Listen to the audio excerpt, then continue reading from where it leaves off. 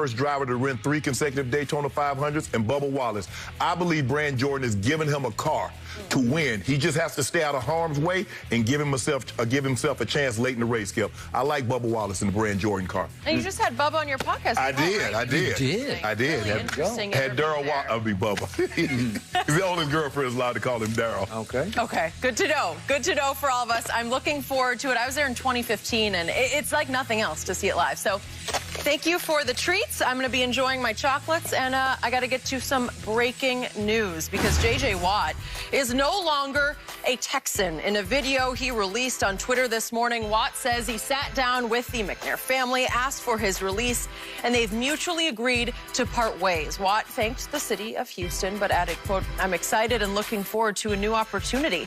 And according to Fox Bet, the Steelers and Packers have the best odds to land him, while his brother TJ is already actively recruiting JJ on Twitter.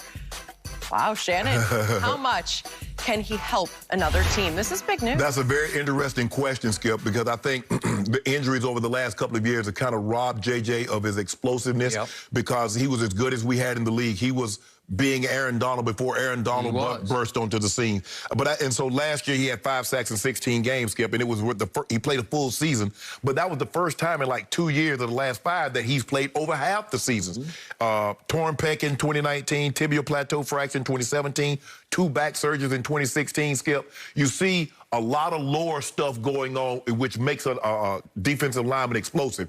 Now, T.J. Watt, they play a 3-4 defense, maybe goes to his brother. The Packers, Wisconsin, goes home. Is he one of those guys that you're talking about that's willing that Tom Brady can recruit to go down to Tampa and play in that system? So it'll be very interesting, Skip. It's hard to say what it's hard for a guy that's had these kind of injuries to get better later in their career. But maybe a fresh start, maybe going somewhere else, hearing different terminology, being in a different environment can revive J.J. Watt, because there was a stretch there, Skip. We thought he was going to be the best defensive player to ever walk into the NFL. Going on 32 years of age next month, 10 seasons. The Texans just let him go. So I assume they attempted to trade him, and there's no market trade-wise because these teams will sit back and say, well, we can probably get him for free. Right? And you heard him speak out earlier, Skip, about his displeasure of what was going on in Houston. So this was... No doubt. Probably saw this coming. So you and I opened this show back in September of 2016 with you going on record. You thought J.J. Watt at that point, just over 4 years ago, was the best player in football, said Hall of Famer Shannon Sharp. Not the best player on defense, the best player in football, said Shannon Sharp. All those injuries have piled up since then, and he has slowly sunk into the sunset with the Texans just because his body is betraying the way yours finally did at 35, but his is happening a little earlier because he is high contact, high collision. And as you said, 2 back surgeries. He tore his pec, knee strain, broken leg, ab tear, elbow dislocation, multiple hand injuries because he's always clutching, grabbing, trying to hold on to somebody. And so you say, well, how about performance? So I go on what I respect. You got a little respect for Pro Football Focus, but last 3 years he's started to fade down. But again, he was the 21st best defensive player this year. 21st, that's pretty good. Defensive player or defensive lineman? Defensive player. All defense. All defense. It's still pretty good. You know, like, there's some value there. Right. It always happens if you can just, because he's been stuck in a sad sack situation in Houston, sorry situation. Now the young quarterback wants out. Well, obviously, that wears on you too. So if you change scenery, if you have a little bit of a rebirth, you know, obviously, if you can reunite with your younger brother in Pittsburgh, if you can go home to Wisconsin, if you can play with Tom Brady, whatever it is, it's just going to revitalize you, and maybe you feel a little better. Let's do Tampa. Maybe you go to Tampa and you're living in the warmth and the heat. Even Brady said, man, I wake up every morning, I feel so much better than I ever felt in New England. It's different. I'm never going back. It's different, Skip. After, practicing in Denver, then going down to warm weather places to play. We played in Miami. We played in Tampa, played when I was in Baltimore. Or going to San Diego. Like, man, Yep. in January like this, Okay. and it's like this year. Whew. Okay. I don't know exactly how much I would risk on to pay him. Yeah.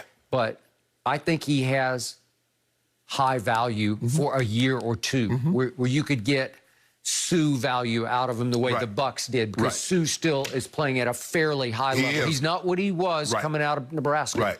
But he helped them a lot this year. He helped them this past Sunday. He had a sack and a half. He did. In the Super Bowl. Yep. And we know he's always been great against the run.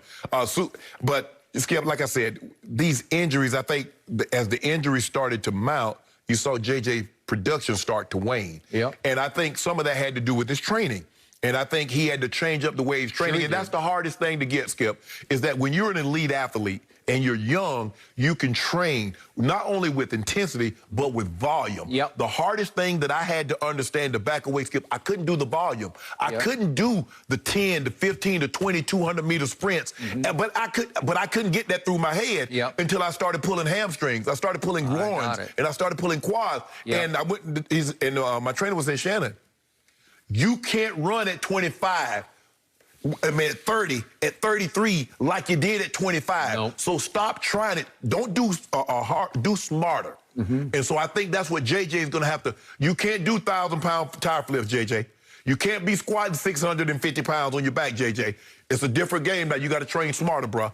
Too much of that, to me, from a distance, was for the sake of your brand on social media as opposed to winning football games and performing at the highest level. Right. You don't need to do those things unless you just want the likes on social media, because I think he social media his way out of football too in Houston because he was trying death-defying stunts like the tire flip. And after a while, you're probably putting your body in harm's way where you're risking, once the season starts, you're going to be more vulnerable to injury because you pushed way too hard in the offseason. So if he smartens up that way, if he swallows some of his ego on social media, if you put him in the middle of that Steelers rush, that'd work. Yeah, I think he has, like I said, Skip, will he ever be what he once was? No.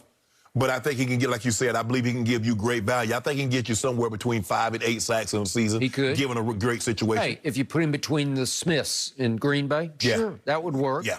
If they somehow keep Shaq Barrett with JPP and obviously Vita Vea and you put him in there, that work? Sure, it would work. But the thing is, Skip, is he going to be okay with being a rotational player?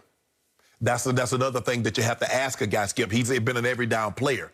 So is he going to be okay rotating? Is he going to be okay, instead of getting 60 snaps, maybe getting 30, 35 snaps? Okay. Those are things that you're going to have to talk to him about. You want to win a championship or not? Because I think the thing is, Skip, as we start to get age, what am I most effective at?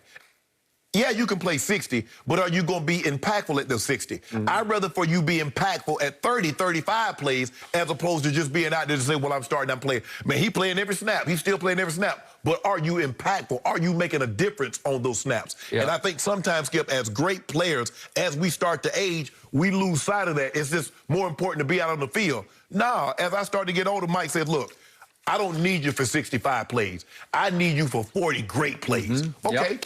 Okay. That was the Tampa way this year. Check your ego at the door. And we're going to rotate a lot of players all over the place, right? And nobody seemed to have an issue once they won the Super Bowl, right? Right. Okay. And I think that's the only thing that's not in his resume, you know. I mean, you got defensive players.